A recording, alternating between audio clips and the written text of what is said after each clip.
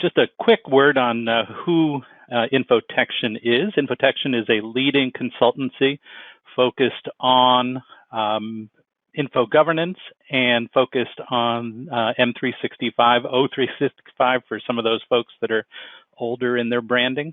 And they work very closely with Microsoft to help develop the platform. Their clients are mostly very, very large enterprises. So the things to keep in mind about INFOTECHTION, locations in Europe and in the United States, info governance experts, Microsoft 365 experts. And then the last thing, which really ties to what I want to kick off with, is they are pathfinders when it comes to thinking about these technologies in a new way. And so what I wanted to do is just tee up 5 inflection points, I think. Those of you that know me know that I've been doing this a long time. And it's a really interesting time in the evolution of the space and in the evolution of the entire Office 365 and SharePoint platform.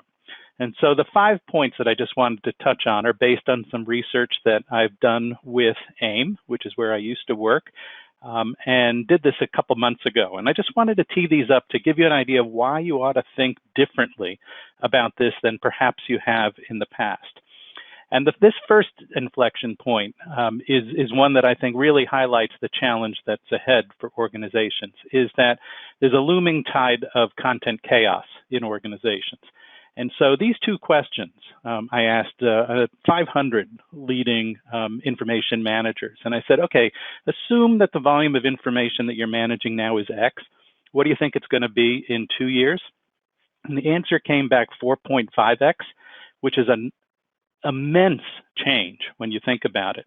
But the other point that is really, really important in that is I also asked them, what do you think the best guess would be for the percentage of unstructured information that's coming into your organization? And on average, the answer came back 57%.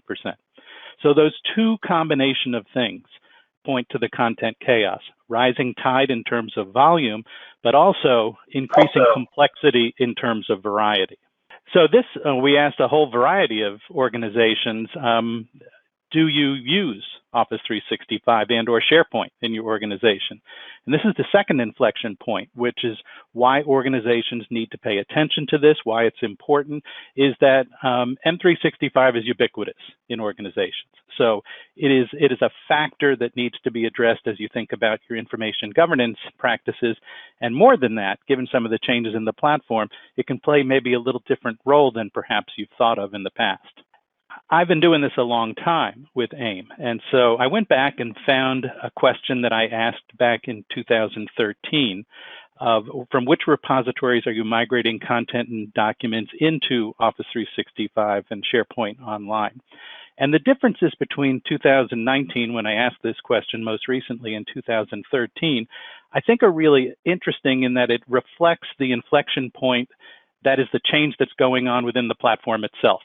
So you see this rising tide of people that are interested in using this as a replacement for their file sync and share solution. That wouldn't have been the case 7 or 8 years ago. And they're also looking at this as a replacement for some of their traditional records management solutions. And they wouldn't have been thinking about that 6 or 7 years ago.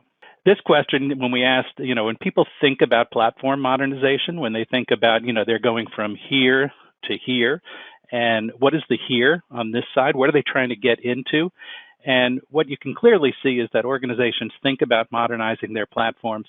They are looking to migrate on-prem content into Office 365. And so that is a big deal when you start to think about, okay, well, how do I marry that trend with the increased capabilities within M365? It's a potentially very potent marriage moving forward. So this last one is, I think, pretty interesting to think about just in the context of what's going on in the world right now. And you think about sort of the COVID-driven trends that are out there right now and everybody driving towards remote work. And there's a data point that Microsoft has where they talk about the number of active users on Teams going from 31 million to 44 million to 75 million just in the course of like 6 weeks. I mean, it's amazing when you think about it. And so for me, that inflection point is really interesting because it says two things. One is it says, it I think has people thinking about the benefits of a platform that has multifaceted content capabilities. Because if you're connecting on remote work, odds are there's a document associated with that. Odds are there's a chat associated with that. Odds are there's presentations associated with that. And so you're luring people into kind of a holistic way of thinking about content, basically because they are looking for a tool that allows them to connect remotely. And that's, I think, really interesting. The second point I think that folks have to think about is that this explosion, if they're not careful, represents a real governance challenge downstream. And so if you can think about this on the front end, think about this before you've been using Teams for 2, 3, 4 years, and then all of a sudden come back and think, oh, golly, how am I going to govern this stuff? There's a unique opportunity right now for once in this industry to get ahead of a curve.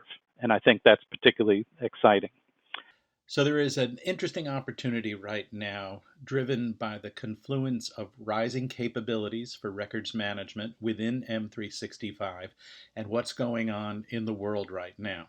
The rising tide of content chaos, the ubiquitous nature of M365 in organizations, the expanded role of M365 in embracing traditional ECM roles. This drive towards platform modernization and content services is an opportunity to automate governance, and everything that's going on in the world right now with COVID-driven team sprawl is a huge challenge, but also a huge opportunity.